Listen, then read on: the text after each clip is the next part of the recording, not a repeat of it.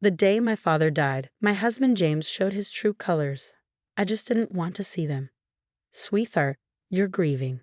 You're in no state to run a $300 million company. Let me handle everything, he said, rubbing my shoulders as I sat in our home office, staring at the family business documents spread across the desk. I should have noticed how his fingers lingered too long on the profit statements. Should have seen how his eyes kept darting to the ownership papers. But I was lost in grief, barely functioning 2 weeks after burying both my parents in a tragic accident. James had always been ambitious. That's what attracted me to him 10 years ago when we met. The young, hungry executive who had worked his way up from nothing. He understood business, understood money. When we married 8 years ago, my father welcomed him into the family company, grooming him alongside me to eventually take over. But my father always kept James at arm's length from full control. Remember, Alexandra, he told me privately, trust is earned over decades, not years. I dismissed it as him being overprotective. Now I wonder if he saw something I didn't. The board meeting is tomorrow, James said, pulling me from my thoughts. I'll handle it. You just focus on healing. His tone was gentle, concerned. The perfect husband, taking care of his grieving wife. I nodded numbly. Thank you. I don't know what I'd do without you. His smile didn't quite reach his eyes. I missed that too. The next few weeks passed in a blur. James took over everything. Board meetings, supplier contracts, staffing decisions. I barely left our bedroom, lost in memories and regret. All those conversations I'd never had with my parents. All the questions left unasked. It was my father's old secretary, Margaret, who finally woke me up. She arrived one morning when James was at the office and insisted on seeing me. Alexandra, you need to snap out of it, she said, her lined face stern with concern. Things are happening at the company. Things your father would never have allowed. I blinked at her, trying to focus. What things? James is making moves. Big ones. Restructuring departments, replacing long-term staff with his own people. He's even trying to change the signature requirements on the major accounts. He's just trying to help, I said weakly. Margaret grabbed my hands.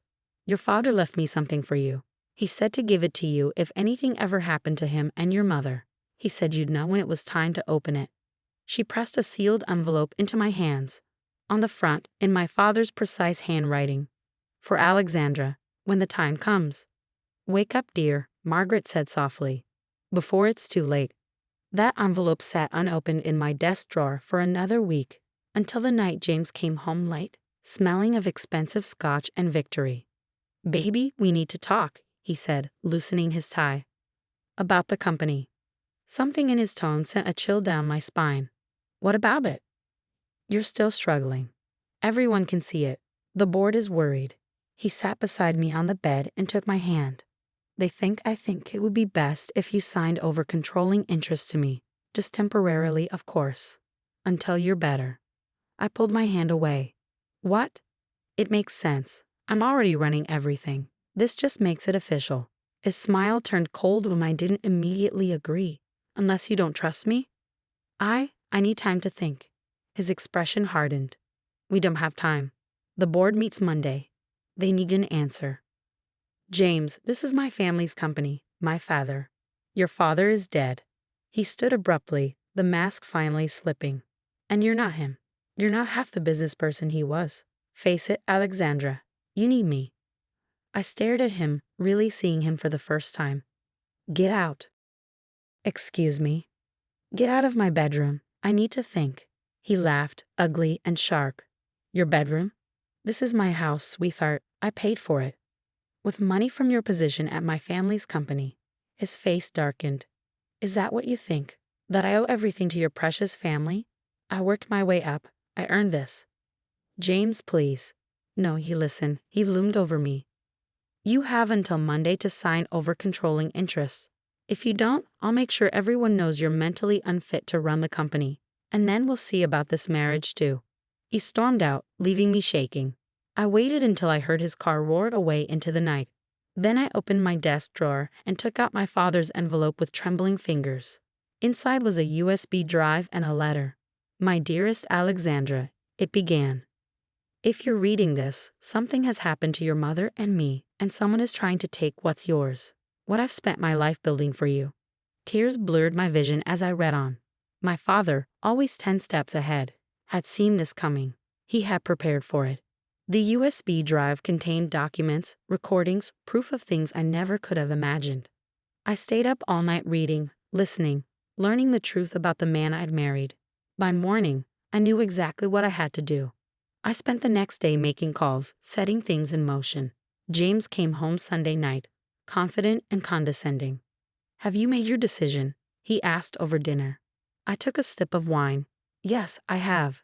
But I'd like to discuss it at tomorrow's board meeting. The whole board should hear my decision." He smiled, victory already glinting in his eyes. "Of course.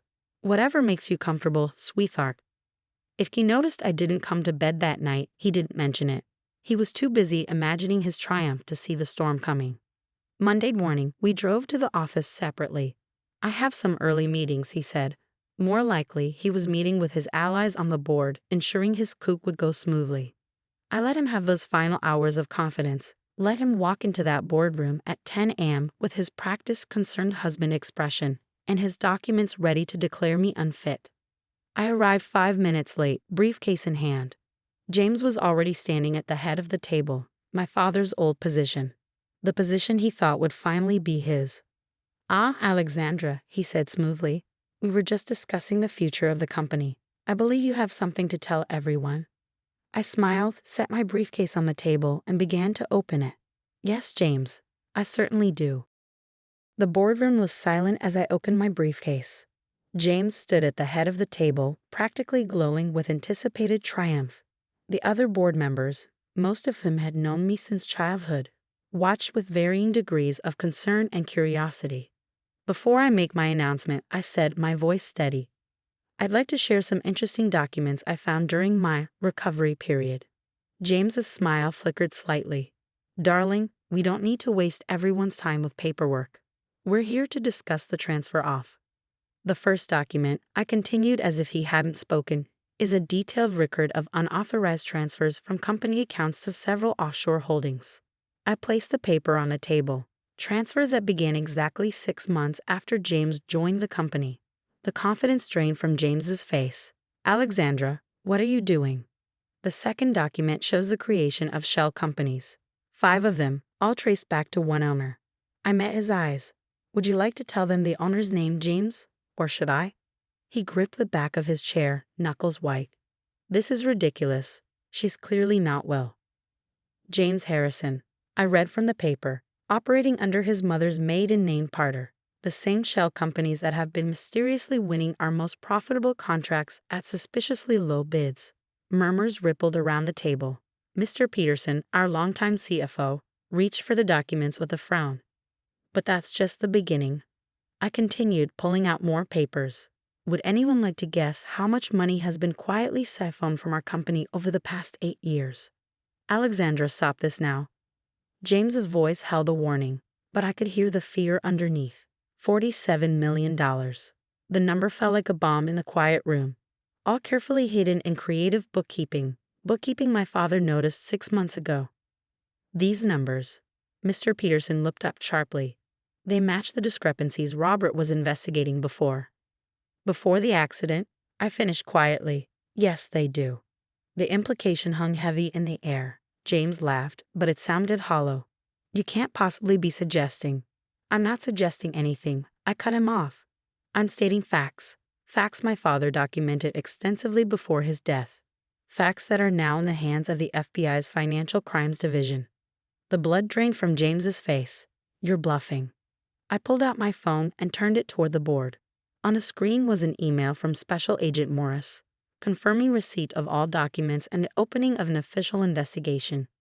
"You see, James," I said, my voice ice cold, "my father never trusted you. He played along, mentored you, let you think you were fooling him, all while gathering evidence. The only reason he didn't expose you sooner was because he wanted to track down all your co-conspirators first." James started toward the door, but 2 men in suits entered before he could reach it. "Mr. Harrison," one said, showing his FBI badge. "We'd like you to come with us." "You can't do this," James snarled at me. "I'm your husband. Everything you have is legally mine too." I smiled, pulling out one final document. About that. Remember our prenuptial agreement? The one you thought made you entitled to half of everything. I slid it across the table. Take a closer look at paragraph 12. His hands shook as he read the clause his expensive lawyers had missed, the one my father had insisted on. In the event of criminal activity against the company or family, all marital claims to assets would be null and void. The house you claim is yours. I continued, savoring every word.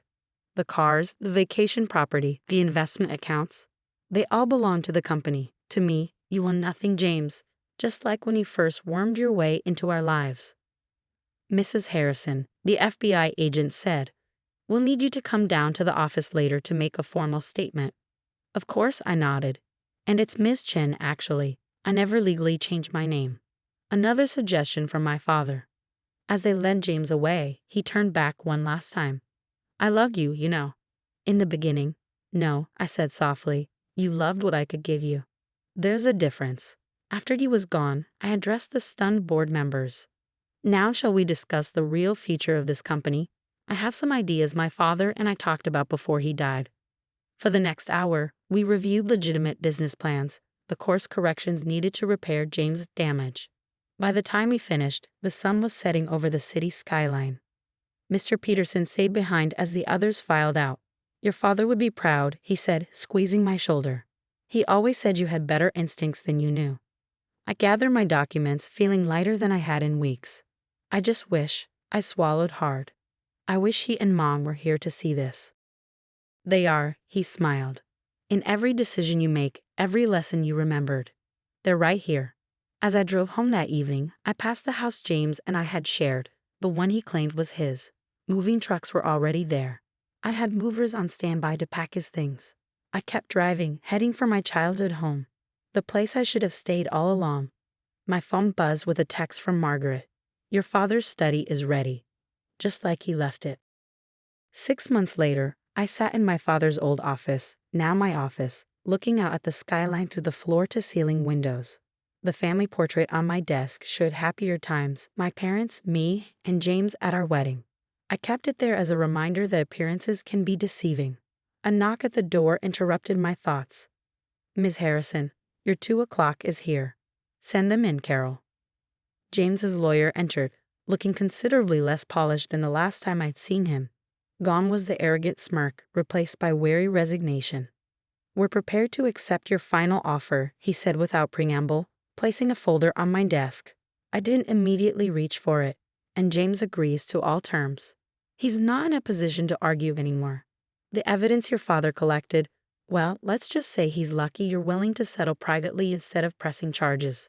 I nodded, finally opening the folder. The divorce papers were already signed by James. No alimony, no claims to company assets, and most importantly, a comprehensive non-disclosure agreement. He's leaving the country, the lawyer added. Taking a position in Dubai. You won't have to worry about running into him. Good. I signed the papers, ending my marriage with the same pen my father had used to sign his last business deal. Please remind James that if he ever tries to contact me or comes near the company again, those recordings will find their way to the FBI. After the lawyer left, I walked to the cabinet where Dad kept his scotch. Pouring a glass, I thought about the last conversation I'd had with James 3 days after the board meeting. He'd been waiting in my house when I got home, sitting in the dark like a cliché of a defeated man. How long did you know? He asked, his voice hoarse. About what? The embezzlement? The insider trading? Or your plan to have me declared mentally unfit so you could take control? Your father, he spat the word. He never trusted me. Always watching, always investigating. He was protecting me, protecting everything our family built. I stayed by the door, hand near the panic button.